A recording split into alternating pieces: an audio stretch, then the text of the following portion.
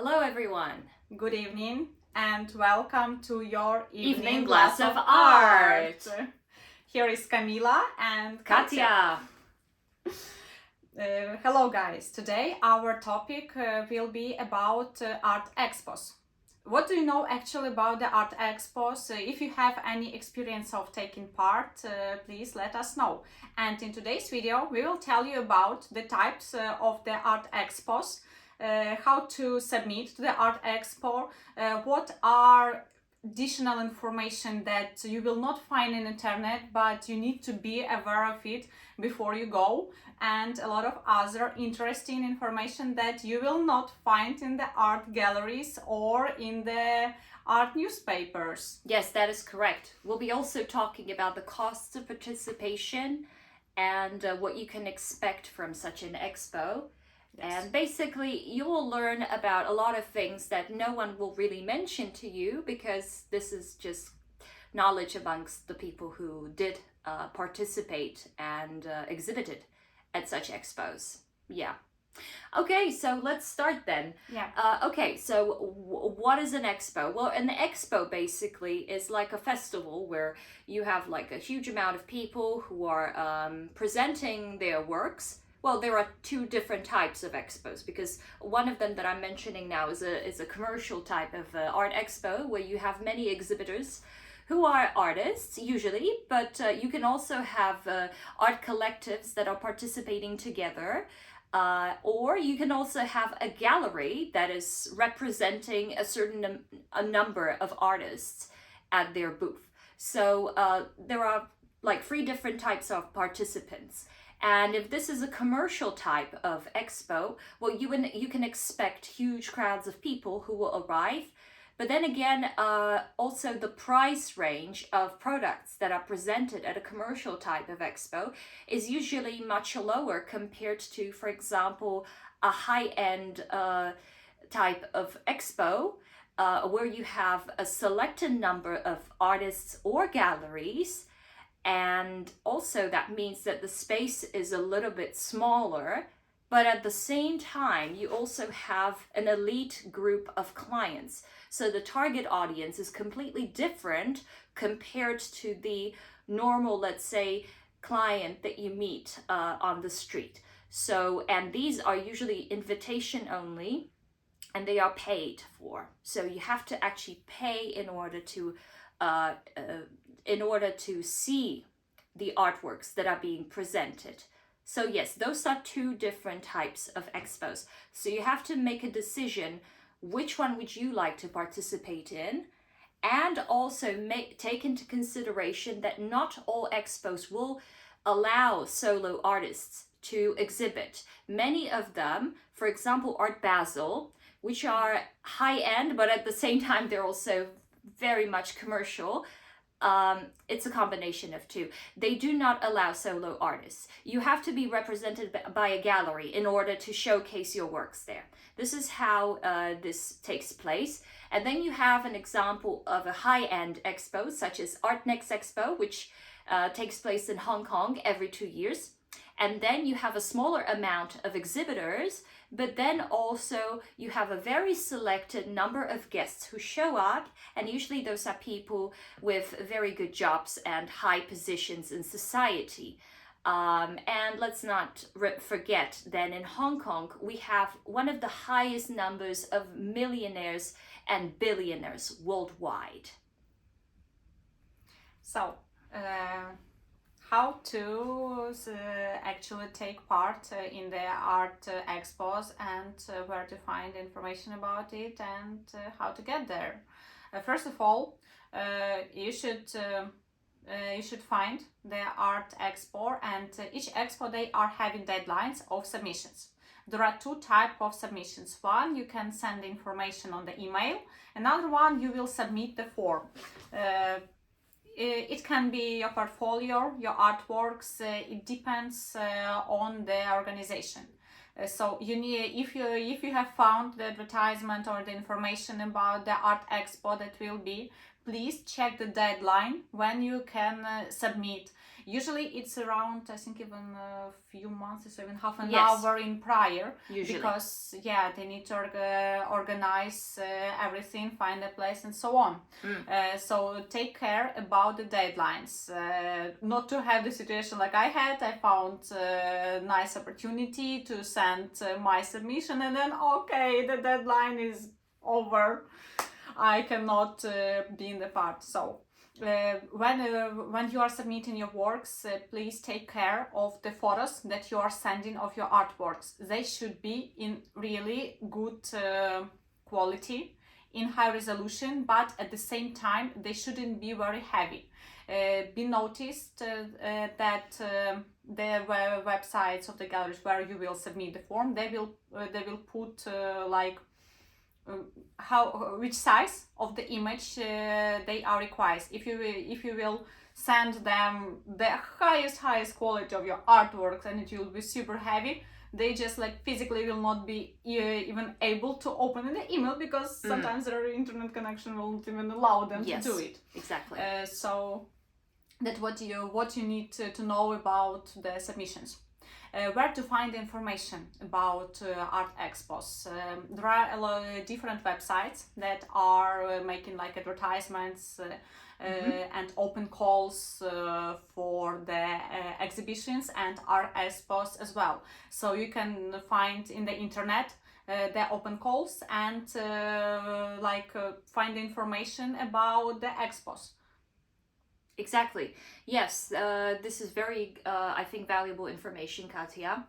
Yeah, another thing which I think should also be mentioned is to make sure that you have a very well-tailored biography, which is not too long, but also not too short. Usually they write the exact number of letters which you can have in the biography. You cannot let's say, you cannot write more than the limit shows, because otherwise you will be disqualified.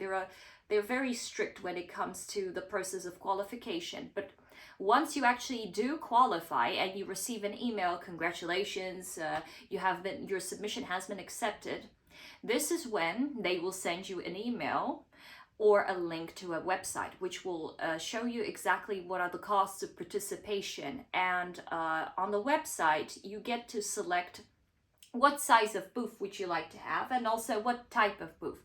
Would you like to have just a free space which has nothing in it, and then you provide the proper installation and the walls which will then be used in order to present your work? Or whether you're hiring or renting from a company, let's say walls, which are already presented by the expo.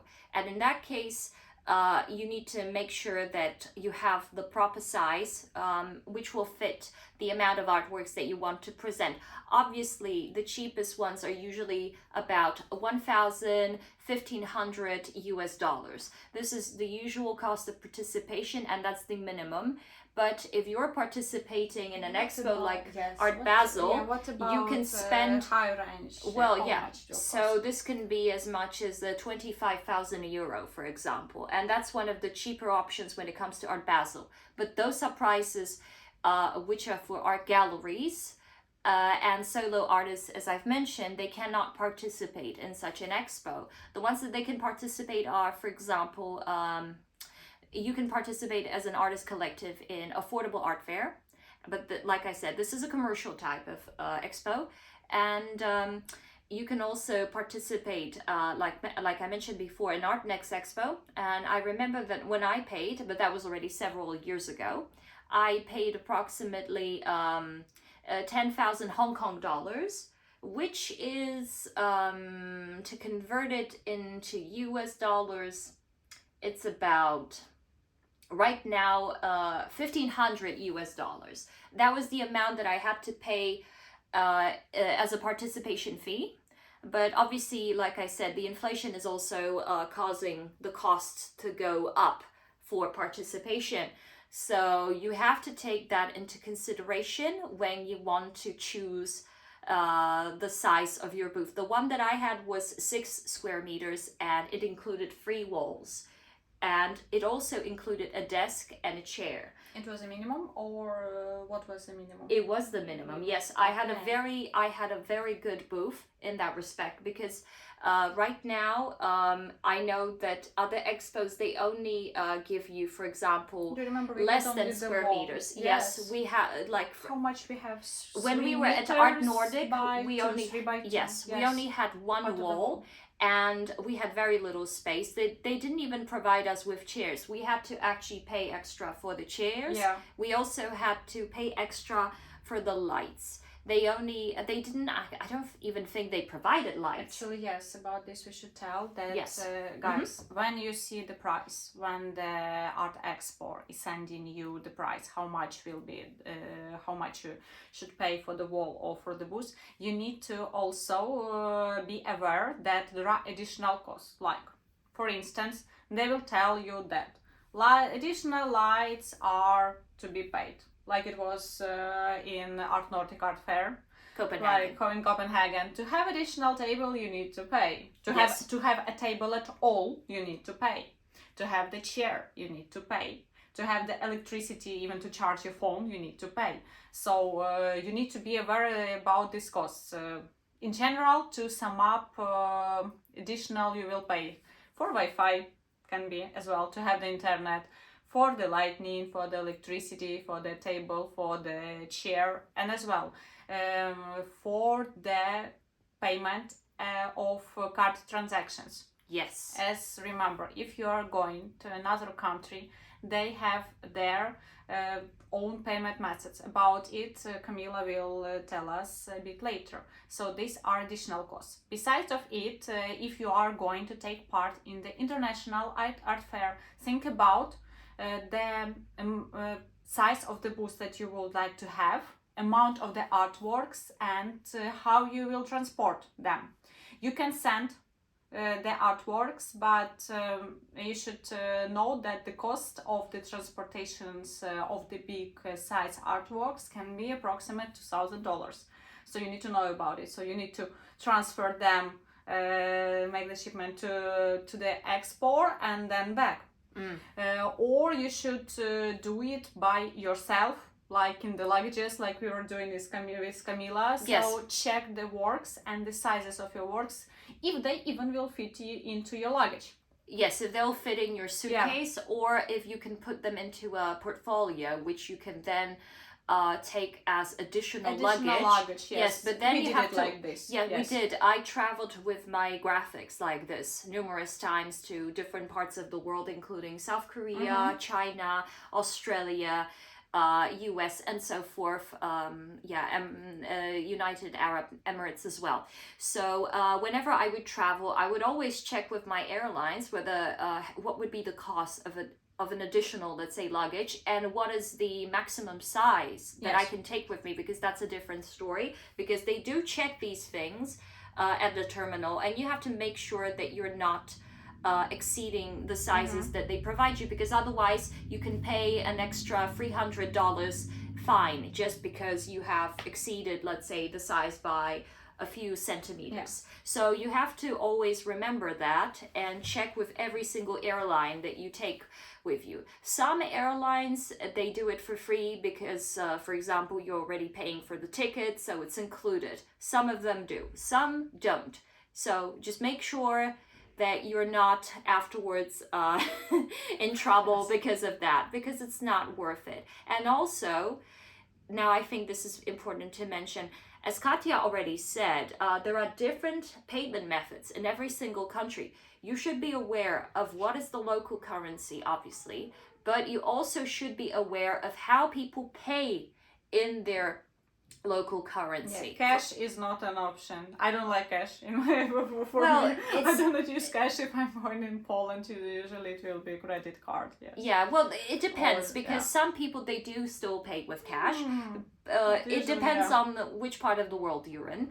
But it is true that a lot of countries prefer contactless payments. Especially if you're not in Albania. In Albania, they like only cash, only cash. Yes. I just came from Albania from the trip, so yeah. Exactly. Everywhere you can. There is a problem because you cannot pay by card. You should pay only with cash, and Yes. that's an interesting point. But... Yeah. Well, Albania is a different story. Yeah. But in those countries which are, let's say, highly developed, like South Korea or Japan, people don't really pay with cash. They pay either with debit credit cards, or which in this case it's advisable to have your own terminal, because like Katia said before, you will have to pay an extra fee every single time you use the organizer's terminal, and it's usually about 10% from each purchase. So honestly, I don't think it's worth it. You lose a lot of money because of that.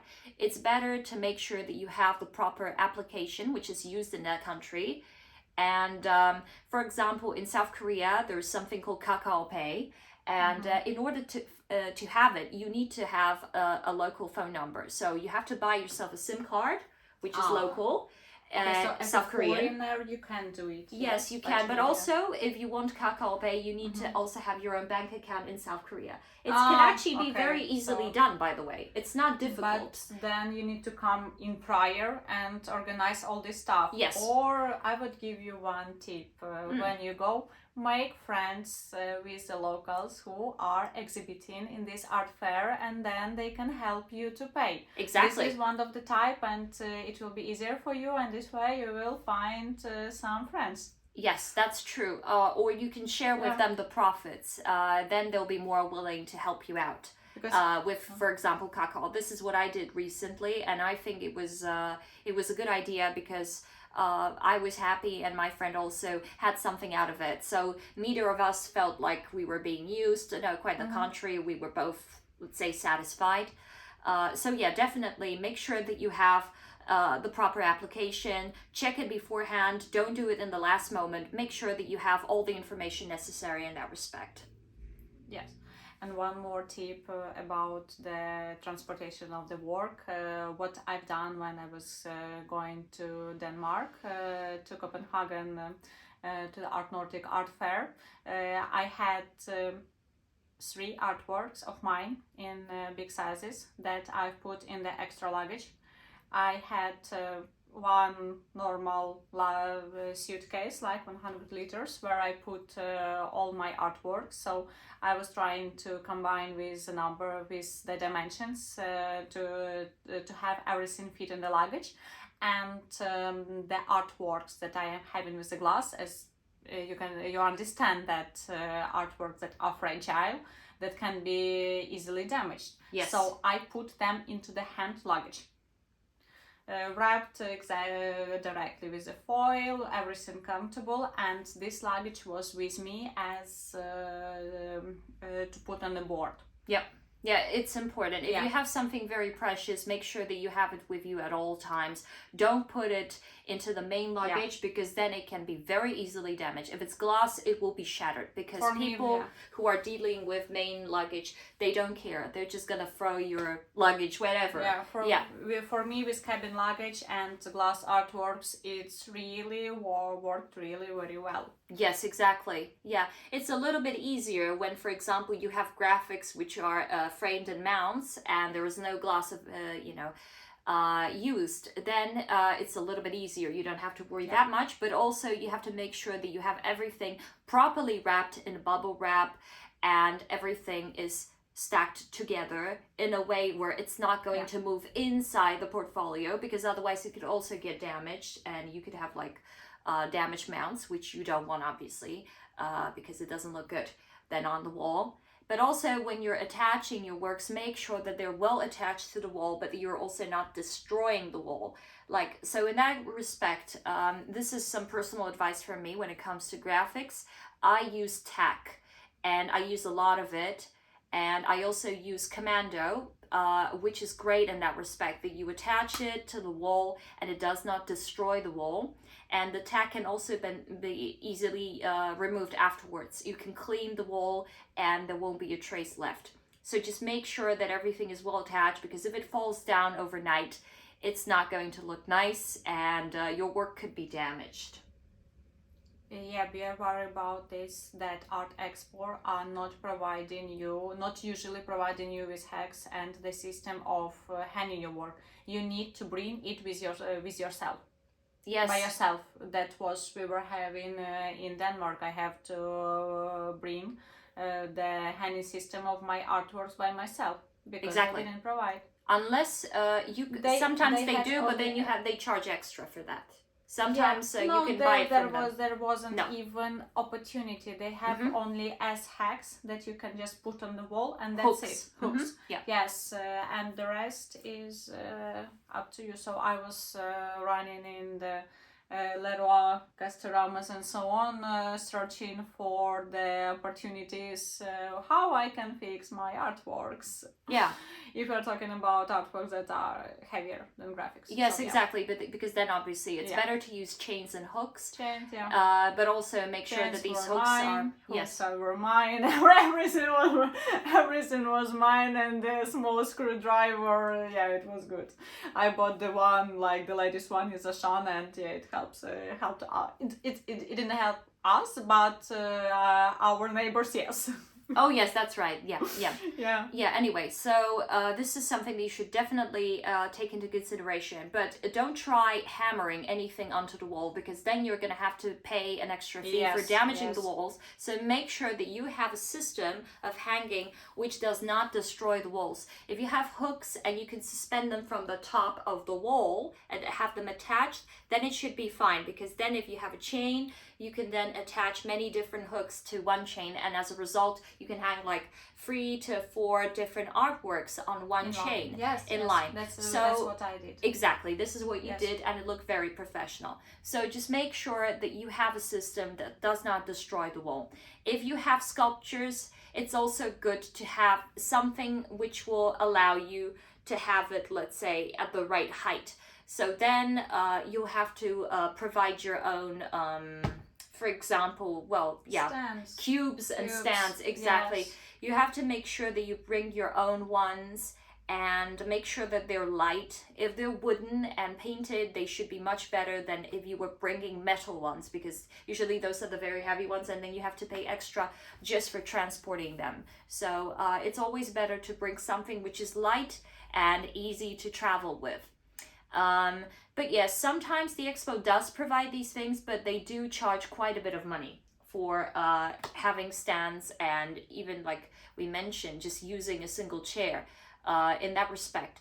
But also it depends on the expo, because some of them are a little bit better in that respect, and they give you like the whole package, and some of them do not, and some provide catalogs. Now this is another thing, because at the Art Expo, for example, we had catalogs in which our works were presented, and there was a biography.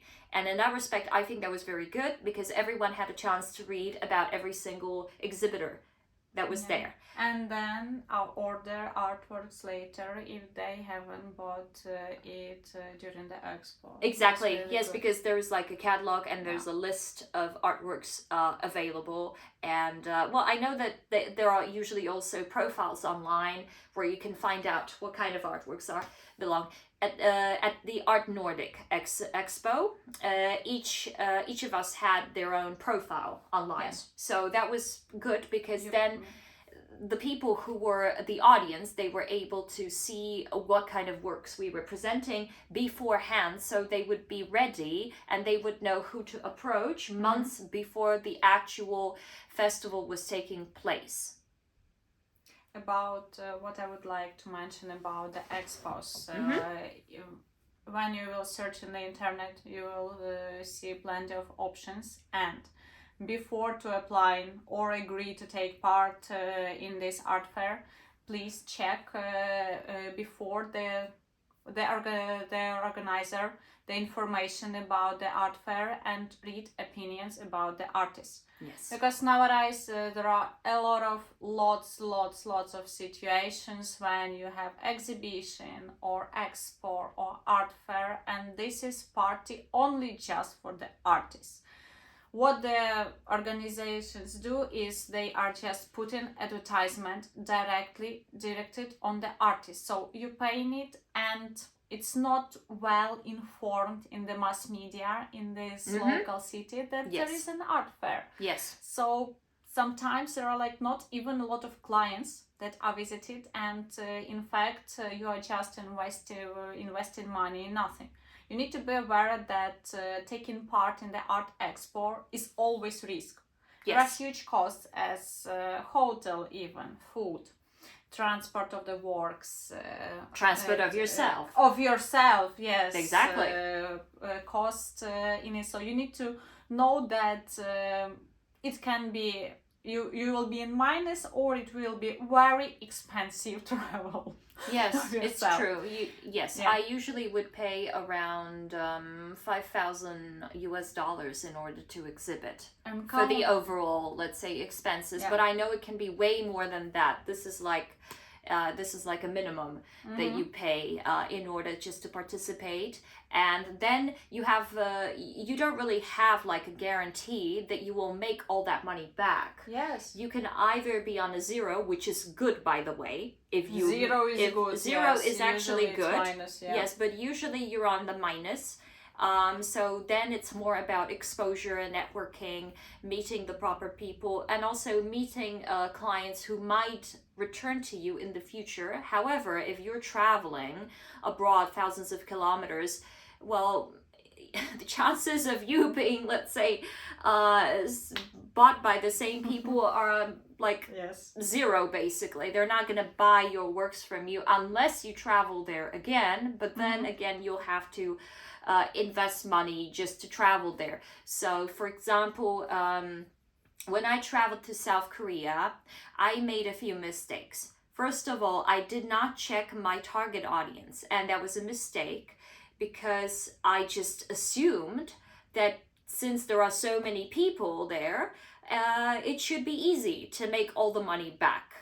But I did not think about the fact that this is a commercial type of expo, which is very big, and there were hundreds of exhibitors just like me who were trying to sell their works, and there were tens of thousands and hundreds of thousands of customers, potential customers who came. But the thing is, these people were not willing to spend a lot of money on the products which were there. This was an illustration fair, but it was a commercial illustration fair, and the things that would sell for a couple of dollars most. A lot of the things that would sell were stickers, posters, tote bags, t-shirts, accessories, merchandise, basically. And I was not prepared for that. I was giving away postcards, and I was giving away my business cards, which had teeny tiny illustrations on them. But it was very difficult for me because I had a lot of high quality, limited edition prints, which I was trying to sell. But these people, they did not know the value of these artworks because they assumed that those were just regular posters and that I would sell them for a couple of bucks. That was not the case. I had to explain every single time to every single customer what was the quality of the paper, that it was a limited edition. I had to explain everything to them in order for them to understand. And the majority of them didn't have the patience to listen. Some of them did, and they bought the graphics.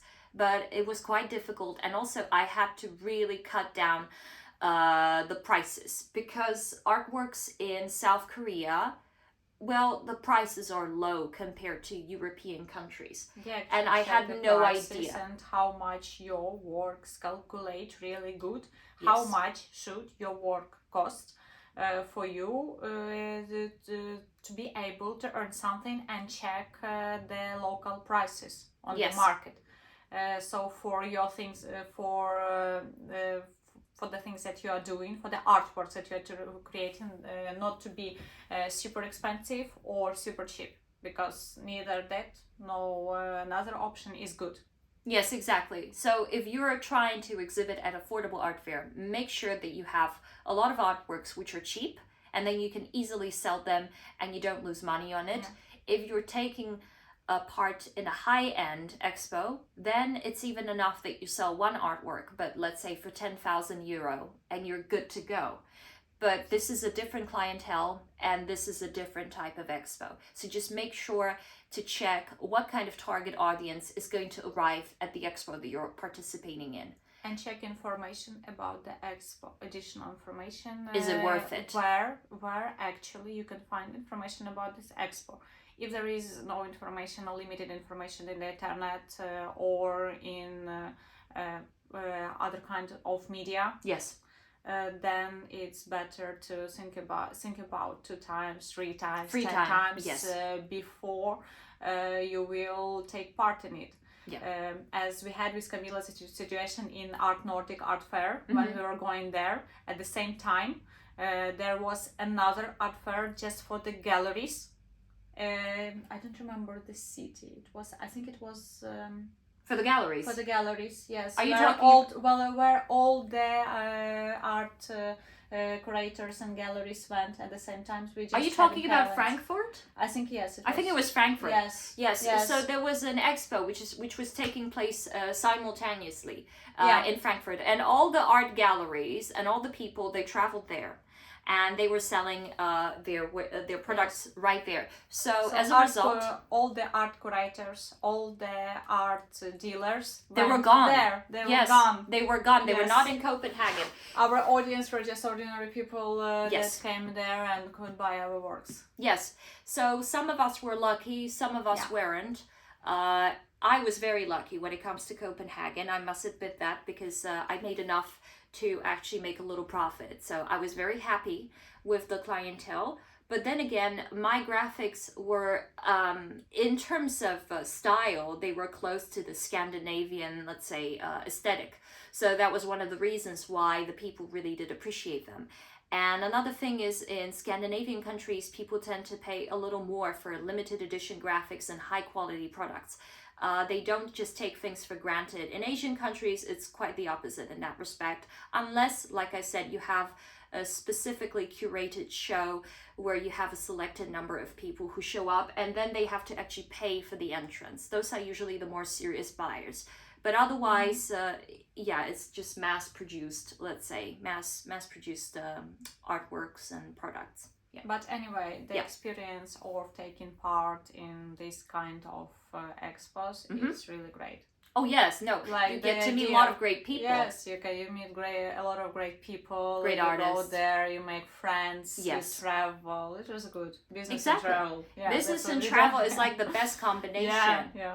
It's wonderful. It's definitely something which you should try at least once in your life, but I wouldn't stick to it forever, because it's very expensive to participate, and at some point you have to also be able just to let go and try to just find clients in your local area, because then you don't have to spend so much money Or online. on travel. You can also do it online. However, online, I would say there's a huge competition online right now. Everyone's trying to get attention. There is place for everyone. Yes, there is place in this world for everyone. So Yes, that is true.